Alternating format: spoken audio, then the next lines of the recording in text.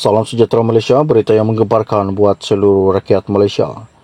Baru-baru ni, Ahli Majlis Kerja Tertinggi MKT UMNO, Muhammad Puat Zarkashi mempersoalkan SPRM bahawa yang masih gagal mengesan menantu Muhyiddin iaitu Muhammad Adlan Berhan yang telah menghilangkan diri sejak Mei 2023. SPRM dakwa mereka masih gagal mengesan menantu Muhyiddin, Muhammad Adlan Berhan dan Peguam Mansor Saad di mana mereka. Dan memang pelik, ingatkan SPRM ada cukup peralatan canggih dan perisikan hebat untuk mengesan penjenayah sampai ke lubang cacing katanya. Semalam SPRM telah memaklumkan pihaknya bahawa mereka masih gagal mengesan Muhammad Adlan yang merupakan seorang ahli perniagaan untuk didakwa di mahkamah atas pertuduhan pecah amanah. Muhammad Adlan tidak dapat dikesan untuk dibawa balik ke Malaysia, katanya Ketua Pesuruhjaya SPRM Azam Baki baru-baru ini. Ya, walaupun SPRM pada Jun lalu memaklumkan bahawa pada 13 Jun lalu SPRM telah menyatakan bahawa cuba mendapatkan kerjasama polis antarabangsa dan pihak berkuasa lain bagi memburu Muhammad Adlan. Mengulas lanjut, Puat membangkitkan kemampuan SPRM sebelum ini yang berjaya merakam perbualan bekas Perdana Menteri Najib Razak dengan Putra Mahkota Emirati Arab Saudi. Dia juga merujuk tindakan Ketua Pesuruhjaya SPRM sebelum ini yang mendedahkan rakaman audio beberapa perbualan telefon membabitkan Najib berkaitan dengan skandal 1MDB. Antaranya adalah perbualan Najib dengan bekas Ketua Pesuruhjaya SPRM dan antara Najib dengan seorang tokoh ternama dari UAE. Menurut Puat juga, jika SPRM mampu melakukannya sebelum ini, mereka seharusnya turut boleh mengesan perbualan Muhammad Adlan. Dan juga perbualan itu direkam ketika Najib masih Perdana Menteri. Sudah pasti perbualan telefon antara Muhammad dan anaknya direkam. Bila direkam, pasti lokasinya diketahui. Ia memang misteri. Canggih sungguh tempat bersembunyi mereka, rupanya SPRM belum canggih. Soalnya baru-baru ini. Dan lebih mengejutkan lagi di mana baru-baru ini, Puat ada mengatakan bahawa PAS sanggup berubah menjadi parti liberal apabila membuka keahlian bersekutunya kepada semua agama kecuali ateis, kata Ahli Majlis Kerja Tertinggi itu, iaitu Muhammad Puat Zarkashi. Dan jelasnya keputusan itu juga memberi isyarat bahawa PAS tidak mempunyai keyakinan kepada rakan komponennya, iaitu Gerakan dan Bersatu, dalam menarik sokongan bukan Islam. Ia sekaligus memberi gambaran akan kegagalan Dewan Himpunan Penyokong PAS. Dan semua agama boleh menjadi ahli bersekutu PAS kecuali ateis.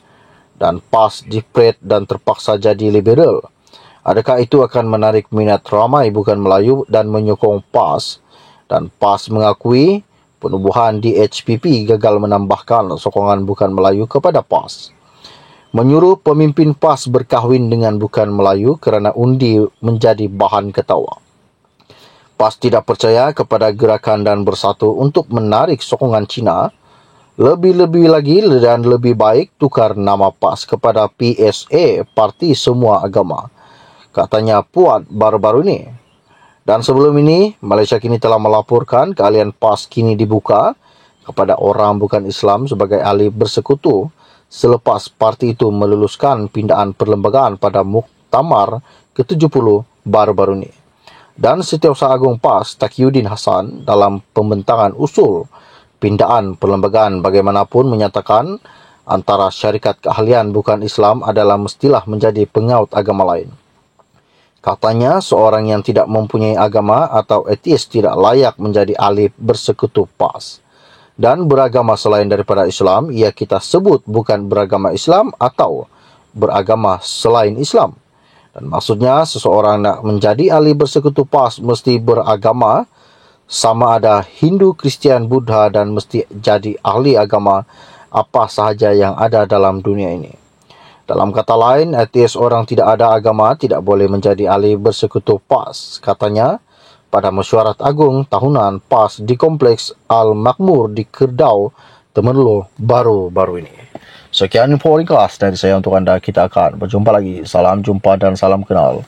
Bye-bye. Salam sejahtera Malaysia, berita yang menggemparkan buat seluruh rakyat Malaysia. Baru-baru ni, Ahli Majlis Kerja Tertinggi MKT UMNO, Muhammad Puat Zarkashi mempersoalkan SPRM bahawa yang masih gagal mengesan menantu Muhyiddin iaitu Muhammad Adlan Berhan yang telah menghilangkan diri sejak Mei 2023. SPRM dakwa mereka masih gagal mengesan menantu Muhyiddin, Muhammad Adlan Berhan dan Peguam Mansur Saad di mana mereka. Dan memang pelik, ingatkan SPRM ada cukup peralatan canggih dan perisikan hebat untuk mengesan penjenayah sampai ke lubang cacing katanya. Semalam SPRM telah memaklumkan pihaknya bahawa mereka masih gagal mengesan Muhammad Adlan yang merupakan seorang ahli perniagaan untuk didakwa di mahkamah atas pertuduhan pecah amanah. Muhammad Adlan tidak dapat dikesan untuk dibawa balik ke Malaysia, katanya Ketua Pesuruhjaya SPRM Azam Baki baru-baru ini.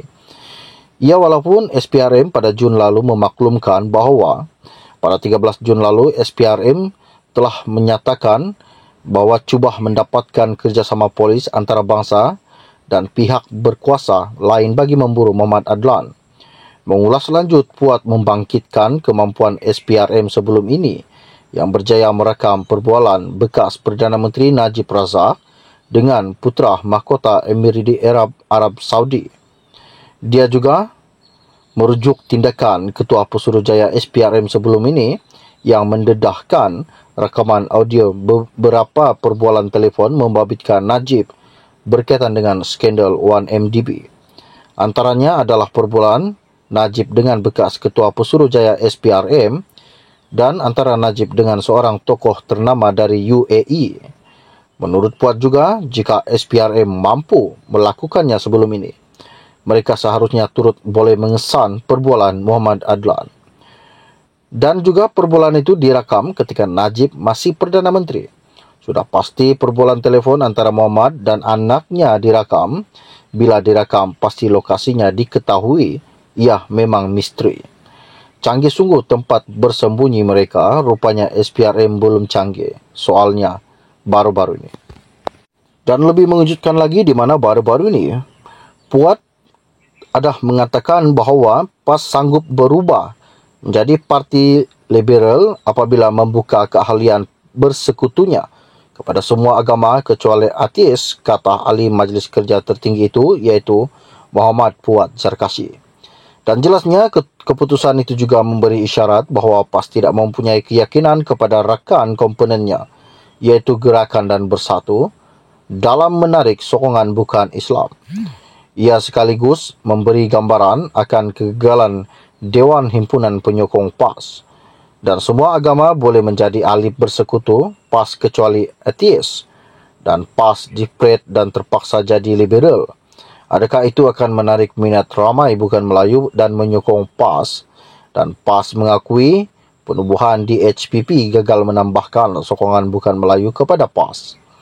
Menyuruh pemimpin PAS berkahwin dengan bukan Melayu kerana undi menjadi bahan ketawa. PAS tidak percaya kepada Gerakan dan Bersatu untuk menarik sokongan Cina.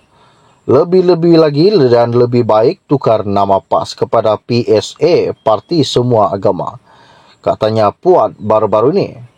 Dan sebelum ini, Malaysia kini telah melaporkan keahlian PAS kini dibuka kepada orang bukan Islam sebagai ahli bersekutu selepas parti itu meluluskan pindaan perlembagaan pada Muktamar ke-70 baru-baru ini. Dan Setiausaha Agung PAS Taqiyuddin Hassan dalam pembentangan usul pindaan perlembagaan bagaimanapun menyatakan antara syarikat keahlian bukan Islam adalah mestilah menjadi pengaut agama lain. Katanya, seorang yang tidak mempunyai agama atau ateis tidak layak menjadi ahli bersekutu PAS. Dan beragama selain daripada Islam, ia kita sebut bukan beragama Islam atau beragama selain Islam. Dan maksudnya, seseorang nak menjadi ahli bersekutu PAS mesti beragama, sama ada Hindu, Kristian, Buddha dan mesti jadi ahli agama apa sahaja yang ada dalam dunia ini.